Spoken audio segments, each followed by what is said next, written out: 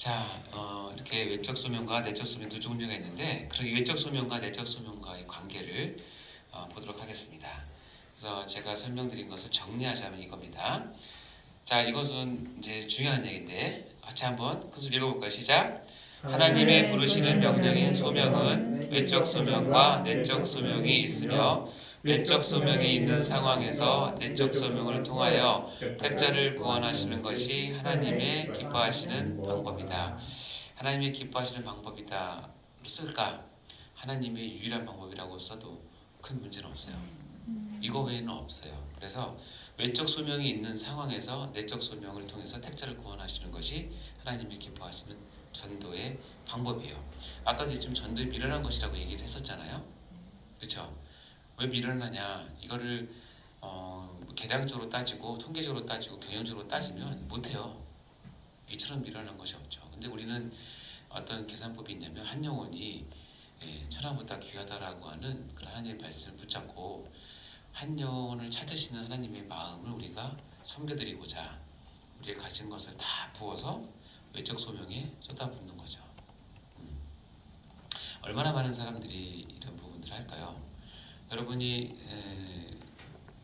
저도 그렇지만 외적 소명을 준비함에 있어서 이 내적 소명을 하나님께서 사용해 주시기를 간절히 바라는 마음으로 준비를 하시면 돼요. 그래서 하나님께서 그 부분을 만약에 주셨다.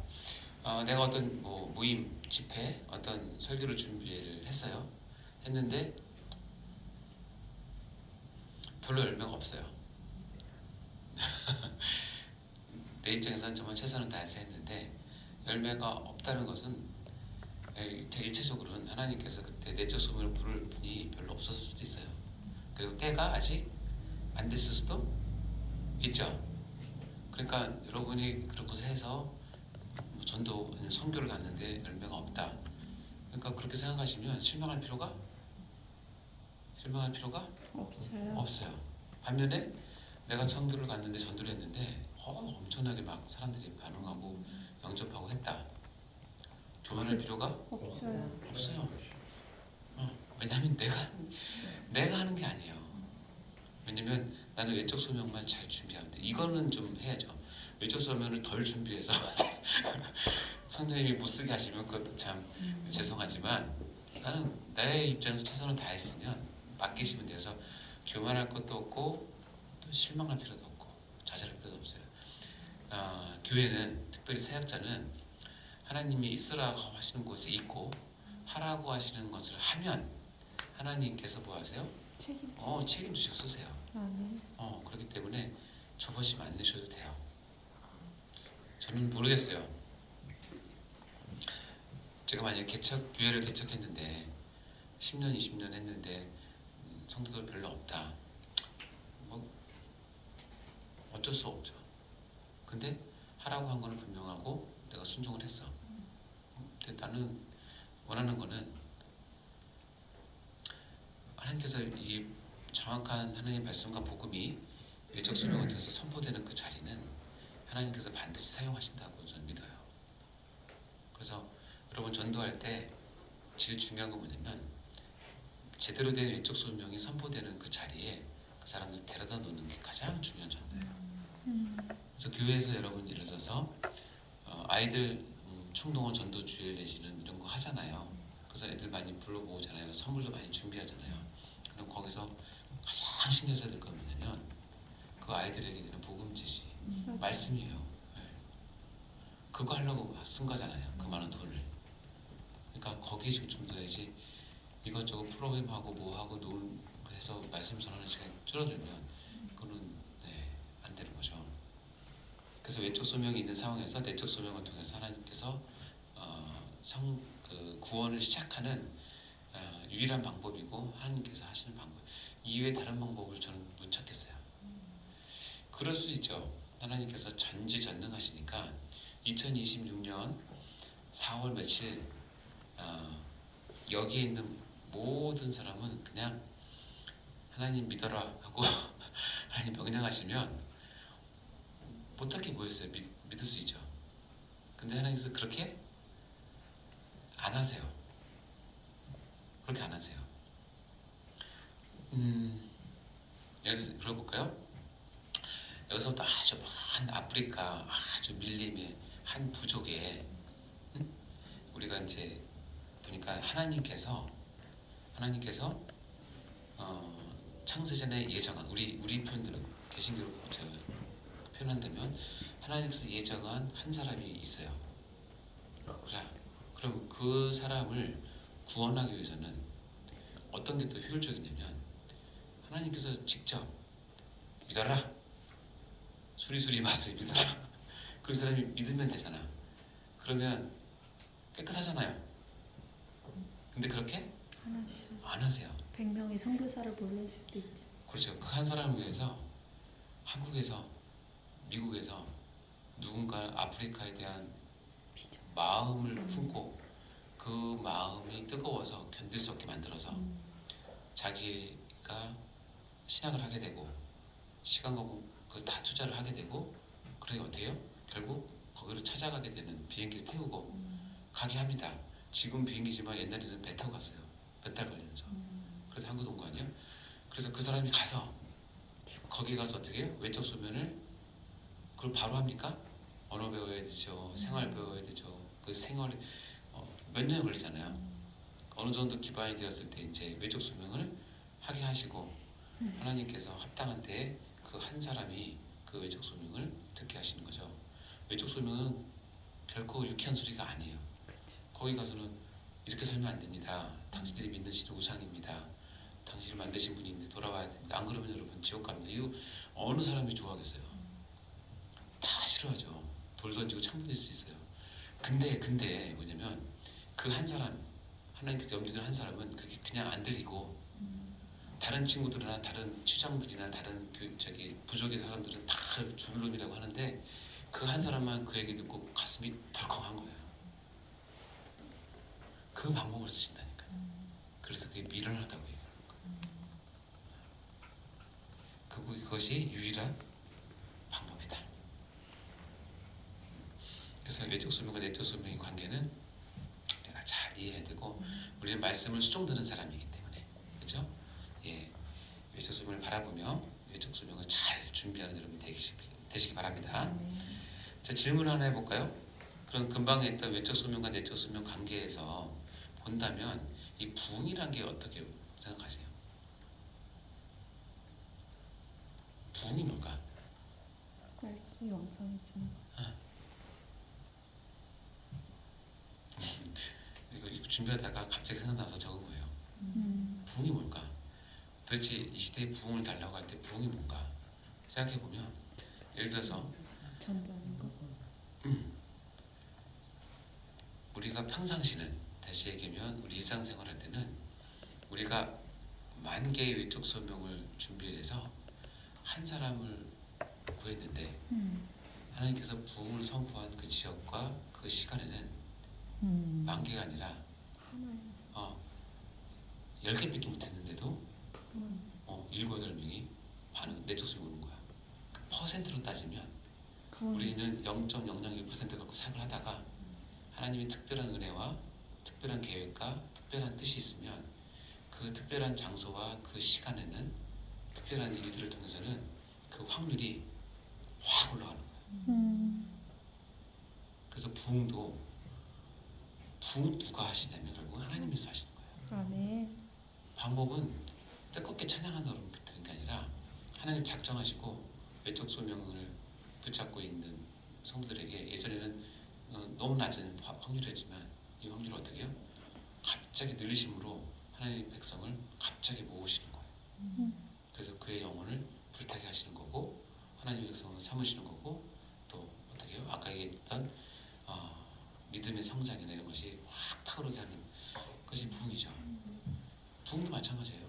외적 소명이 하나님께서 붙잡으시고 내적 소명을 가는 확률을 훨씬 높인 거예요. 그래서 부흥을 꿈꾼다. 그것도 하나님께서 하시는 전적인 은혜이기 때문에 우리 부서에 부흥을 주세요라고 한다면, 우리가 기도할 때 이런 부분을 가지고 기도한다면, 하나님 제가 말씀 너무 부족하지만 제 말씀 붙들고 하나님 역사해 주세요라고 얘기하면 너무 좋겠죠. 참 재밌는 건, 저도 이제 새벽 설교를 한 3년 넘게 했는데 저는 유튜브를 항상 남기는데 자기 마음대로 안 되는 게 나는 나는 이번 새벽 수면 너무 좋아. 내가 스스로 마음이 좋아. 네, 너무 좋아서 유튜브를 해서 올려. 근데 조회수가 안 올라. 내가 마음에 드는데 사람들 별로 관심이 없어. 근데 어느 설교는 죽은 것 같아. 부족해. 근데 너무 반응이 너무 좋고 더 그런 건 뭐냐면 내가 이제 진료를 보고 있는데 환자들이 어느 이제 새벽 소리를 듣고 은혜 받았다고 얘기를 해주는 거야. 그 설교도 은혜 받았어요. 그냥 우리 생각과 너무 달라요. 그러니까요. 예, 우리가 완벽하게 준비한다고 되는 것도 아니고 우리 연약하지만 우리의 마음을 다해 준비하면 하나님께서 쓰시니까. 예, 그래서 우리가 외적 수명과 내적 수명을 우리가 잘 관계를 이해하셔야 된다는 거예요. 자, 우리 로마서 10장 13절부터 15절 말씀이 이 외적 수명과 내적 수명의 관계를 일목요연하게 잘 표현한 건데요. 저희 한번 읽어볼까요? 시작. 누구든지 주의 이름을 부르는 자는 구원을 받으리라. 그런즉 그들이 믿지 아니하는 이를 어찌 부르리요? 듣지도 못한 이를 어찌 믿으리요? 전파한 자가 없이 어찌 들으리요? 보내심을 받지 아니하였으면 어찌 전파리요? 기록된 바 아름답도다 좋은 소식을 전하는 자들의 발이여 함과 같으니라. 로마서 10장 13절부터 15절 말씀은 이 어떤 구원이 우리에게 미치는 그 과정을 어떻게 잘 요약을 했어요. 저는 이런 말씀을 보면 항상 이렇게 좀 정리를 하는 습관이 있어요. 정리를 해보니까 놀라운 진리들이 많이 숨어 있는데요. 하나씩 볼까요? 첫 번째가 누구든지 주의 이름을 부르는 자는 구원을 얻는다.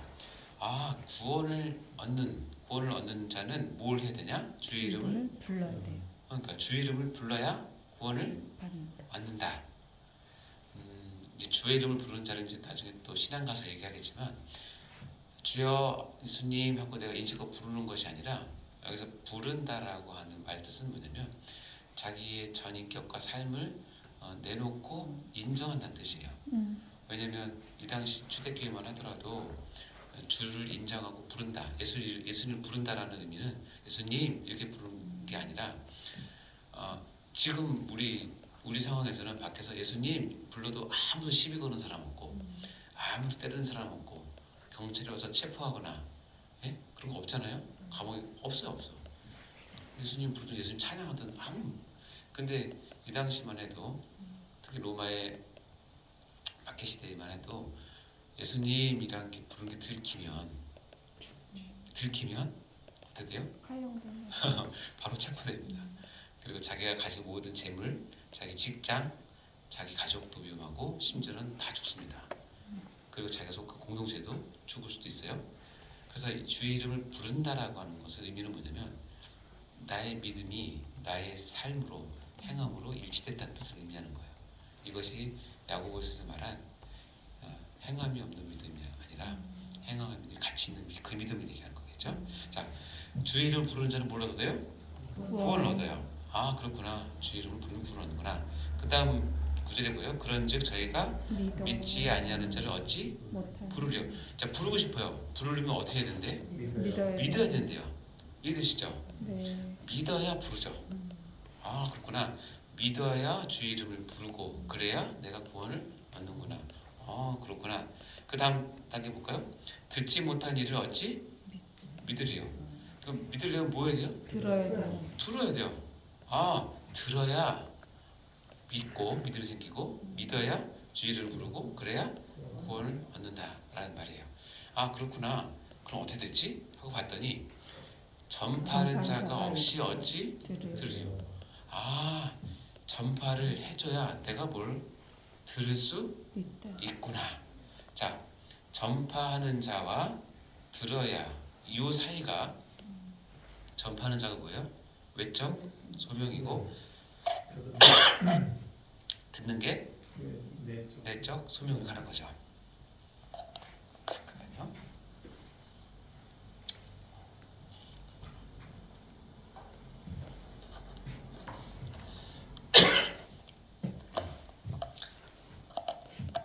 자, 죄송합니다.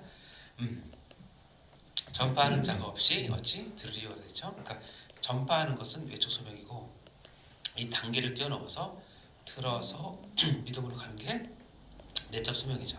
그렇죠? 자, 그럼 전파하는 자는 누가 보내느냐? 읽어볼까요? 시작. 보내심을 받지 아니하였으면 어찌 전파하리요. 이 전파하는 자는 자기가 전파하는 게 아니라 어떻게요? 보내심을 받아야 전파할 수 있어요. 그렇죠? 자, 보내심을 받은 자가 전파를 할 때 하나님께서 그것을 붙잡고 내적 소명에 넘어가서 한 사람이 듣고 믿고 이름을 부르고 구원 얻는 이거를 캐스케이드라고 얘기하는데 흐름이 생기는 거죠. 그렇죠?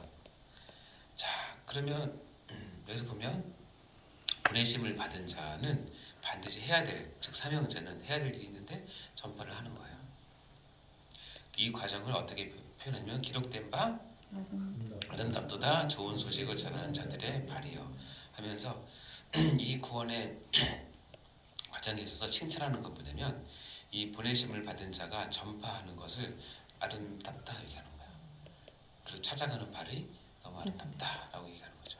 그것이 있어야 하나님의 사역과 사명이 시작된다라고 얘기합니다. 자, 이렇게 정리해 놓고 보니까 내적 소명과 외적 소명의 관계를 이제 어느 정도 아시겠죠? 자, 그러면 여기서 생략된 말이 있어요. 보내심을 받은 자란 말 자체는 수동형이니까 보내심을 받은 거잖아. 이게 생략된데 누가 보내셨어요? 어떻게 하셨어요? 맞아요. 누가 보냈어요? 하나님이 보내신 자가 전파하는 걸 얘기하는 거예요. 자, 그러면 우리 구원은 거꾸로 추적하면 누구로부터요? 오직 하나님께로부터 오는 거예요. 우리 구원은 오직 하나님께로부터 이 과정을 통해서 와요. 이 과정을 생략하고 올 수는 없어요. 이것이 하나님께서 원하시는 방법이고 유일한 방법이에요. 아시겠죠? 그래서 우리의 구원은 오직 하나님께로부터 온다는 것을 고백할 수 있고, 자, 보내심을 받은 자, 전파하는 자는 그 찾아가는 발이 아름답다. 여러분이 사역하는 그 사역이 너무 아름답게 보세요. 그럼 왼쪽에서 이 내적 소명을 받은 사람에게서 중요한 게 제일 중요한 게 뭘까요? 제일 중요한 거는 믿어야 합니다. 이 들어온 것을 믿어야 이 모든 과정이 완성이 됩니다. 그래서 오직 구원은 믿음으로부터 우리가 오게 됩니다. 물론 이 믿음이 어디서 오시느냐, 우리가 믿음에 대해서 신앙에 대해서 이제 가서 보겠지만 구원 얻을 모든 것은 하나님께서 주세요. 그래서 이 내적 소명과 외적 소명 간의 이 관계를 여러분 잘 머리에 두시면 우리의 구원이 이렇게 진행되는구나 하는 것을 우리가 알 수 있죠. 자, 디모데후서 1장 9절 말씀 읽어볼까요? 시작. 하나님이 우리를 구원하사 거룩하신 소명으로 부르심은 우리의 행위대로 하심이 아니요 오직 자기 뜻과 영원 전부터 그리스도 예수 안에서 우리에게 주신 은혜대로 하심이라. 여기 보면 하나님께서 우리를 구원하사 거룩하신 소명으로 부르심은 우리 행위대로 하심이 아니다. 그렇죠? 우리가 어떤 행위를 해서 우리를 부르시는 것이 아니라 여기 보면 오직 온리예요. 자기 뜻. 우리가 늘 하나님의 절대 주권 가운데 하시는 것이고 그것을 은혜대로 우리에게 주셨다. 아멘. 네, 이것을 꼭 잊지 않으셨으면 좋겠습니다. 자, 그러면 이제 우리가 네 번째 이런 내적 소명의 특징이 중요합니다. 왜냐하면 우리가 내적 소명을 이해하는 것은 우리 구원의 첫 단추 그리고 구원의 전체적인 성질, 구원의 어떤 특질을 이해하는데 굉장히 중요하기 때문에 그런데요. 자, 여러분 보시면 여러분 기원에 보시면 내적 소명은 5가지 특징이 있어요. 자, 첫 번째는 뭐냐면 확실히 구원을 얻게 돼요. 내적 소명 받은 사람 확실히 구원 얻게 됩니다. 그리고 내적 소명은 조건 없이 부르세요. 그리고 부르시고 나서 후회가 없으시고 변하지 않고 수소되지 않으세요. 그리고 말씀을 통하여 즉 외적 소명 복음 전도에 의해서 이것이 들어오게 되고 다섯 번째는 전 삶의 영역에서 즉 전인적으로 적용되게 된다라는 특징이 있습니다. 자, 내적 소명의 특징은 이제 하나씩 잠깐 보도록 할까요? 자, 내적 소명을 받았는데 내적 소명을 받았는데 구원되지 않는다. 즉 내적 수명을 받았는데 중생되지 않는다. 그건 있을 수가 없어요. 예. 그렇게 생각하시면 돼요. 고린도전서 1장 23절 24절 말씀 읽어볼까요? 시작. 우리는 십자가에 못 박힌 그리스도를 전하니 유대인에게는 거리끼는 것이요 이방인에게는 미련한 것이로되 오직 부르심을 받은 자들에게는 유대인이나 헬라인이나 그리스도는 하나님의 능력이요 하나님의 지혜니라. 네. 외적 소명이 많이 왔는데도 불구하고 내적 소명으로 가지 않는 사람들의 특징은 뭐냐면 십자가에 못 박힌 그리스도가 이해가 되지 않는 거예요. 그래서 유대인들은 꺼리끼는 것이고 이방인에게는 어떻게 해요? 미련한 것이에요. 이게 외부에 있는 사람은 그러냐? 중생하지 않는 교회에 있는 사람들은 이렇게 생각합니다. 그리스도가 나랑 무슨 상관이 있지? 꺼려져요. 그래서 복음에 대해서 깊이 들어가는 것, 예수님의 속죄에 대해서 깊이 들어가는 것, 특별히 죄에 대해서 깊이 들어가는 것을 꺼려합니다. 별로 듣고 싶잖아요. 그들이 하고 싶은 거는 어떻게 하면 우리가 하나님을 힘입어서 건강할 수 있을까? 어떻게 하면 돈을 잘 벌 수 있을까? 내가 어떻게 하면 노후를 잘 준비할 수 있을까? 내가 교회에서 어떤 한계를 차지해서 먼저 영향력을 미칠 수 있을까? 이런 거에 관심이 많지. 그리스도가 나를 위해서 내가 어떤 죄인이고 그리스도의 십자가가 나의 어떤 의미고 꺼려진다니까요. 그리고 항상 얘기할 때 그런 거만 또 얘기합니까? 옛날에 들었는데 들어서 어쩌자는 거예요. 들어서 어쩌자는 거예요. 예, 반복을 해도 교회에서 중생하지 않는, 거듭나지 않는 사람, 그러니까 내적 부르심을 안 받은 사람은 외적 부르심만 갖고는, 외적 소명만 갖고는 신앙생활을 하고 이름 붙여진 걸 하는 건 한계가 있다는 사실을 아셔야 돼요. 그리고 그런 사람들 볼 때 목회자의 입장은 조금 답답하죠. 속상하고 답답하고 깨어졌으면 좋겠는데 한 걸음 더 나갔으면 좋겠는데 그래서 어떻게 해요? 내가 할 수 없으니 하나님께 기도하죠. 그냥 기도합니까? 울면서 기도하죠. 속상하니까. 예레미야가 그런 거예요. 눈에 뻔히 보이는데 이스라엘 백성들은 안 돌이키니까 울면서 해요. 근데요 끝까지 안 돌이켜요. 그러니까. 그럼 거기까지가 우리 일이에요. 우리가 울고 해도 안 돌이킬 수 있어요. 다시 얘기하면 안 돌이킨다고 실망하지 마세요. 그러다가 10년 뒤 돌이켰다고 또 자랑하지도 마세요. 그게 더 꼴불견이에요. 내가 기도를 10년 했더니 저 집사가 돌아왔어. 아이고 그러지 마세요. 그것도 참 무서운 얘기니까.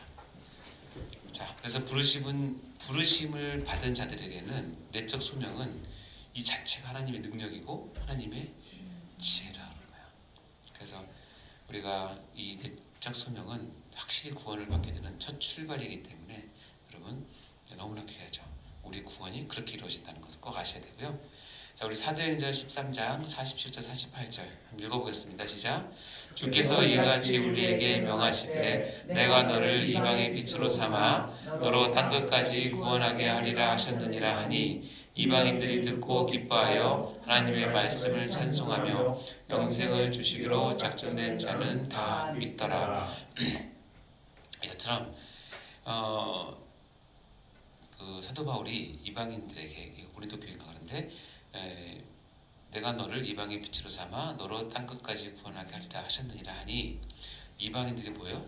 들었어요. 이방인이라고 얘기하면 하나님과 동떨어져 있는 사람, 하나님을 전혀 모르는 사람인데 이 전도의 이 소식을 듣고 소리를 듣고 기뻐했어요. 그리고 하나님 말씀을 찬송했어요. 그래서 어떻게 됐냐면 믿었어요. 원래대로 논리적인 순서로 따지면 이방인들이 듣고 기뻐해서 하나님 말씀을 찬송해서 믿게 되었어요. 그래서 그들은 영생을 얻게 되었습니다가 우리가 바라보는 구원의 과정이에요. 근데 성경은 희한하게 마지막을 바꿔놨어요.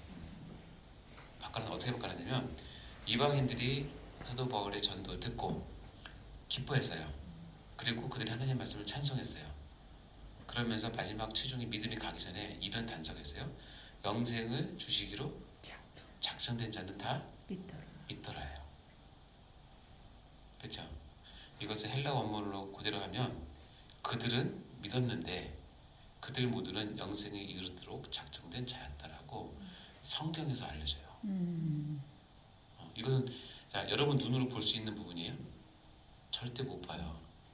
하나님만 알 수 있는 부분인데 사도행전에 이 하나님의 영감을 쓴 성경에는 이 과정을 설명함에 있어서 하나님은 이런 관점으로 본다는 걸 우리에게 알려주는 거예요. 내가 전도를 했어요. 그리고 선교를 했어요. 그들이 믿었어요. 기뻐하고 하나님께 돌아오고 찬양을 했어요. 그들이 믿었어요. 그래서 우리는 그들이 믿었기 때문에 구원 얻고 영생을 얻었어라고 표현한 게 맞아요.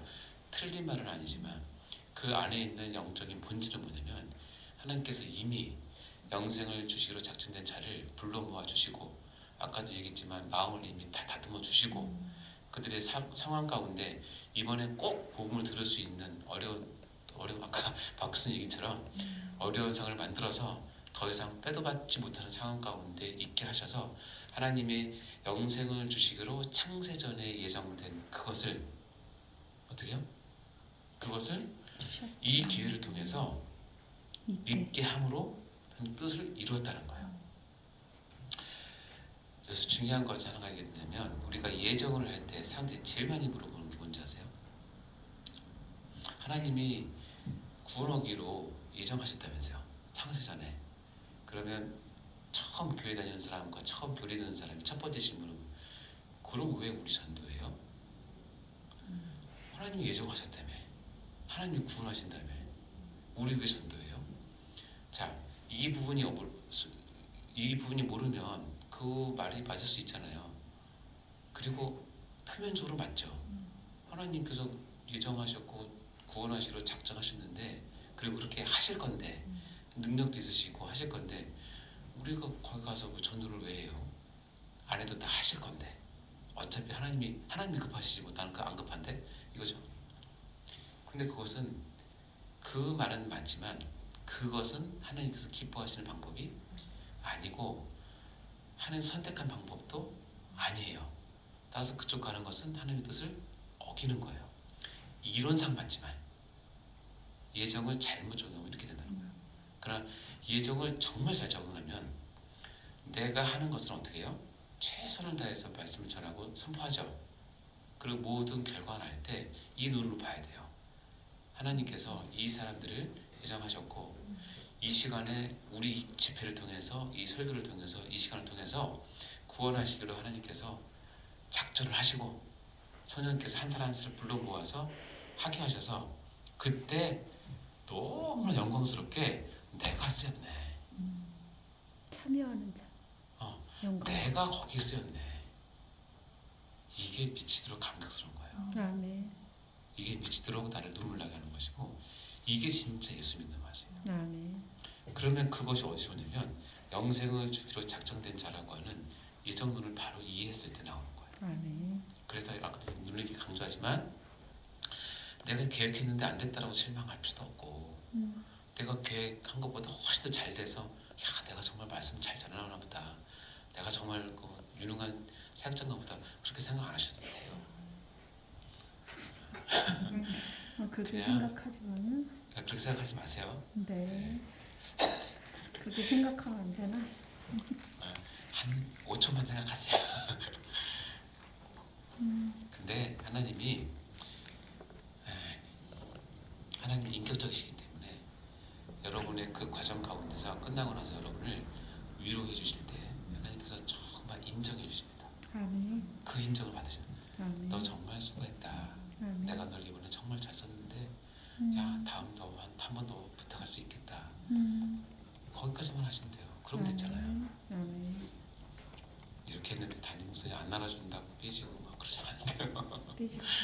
교사들이 그러시고 그거는 담임 목사님은 바쁘세요. 거기까지 신경 안 쓰게 하세요.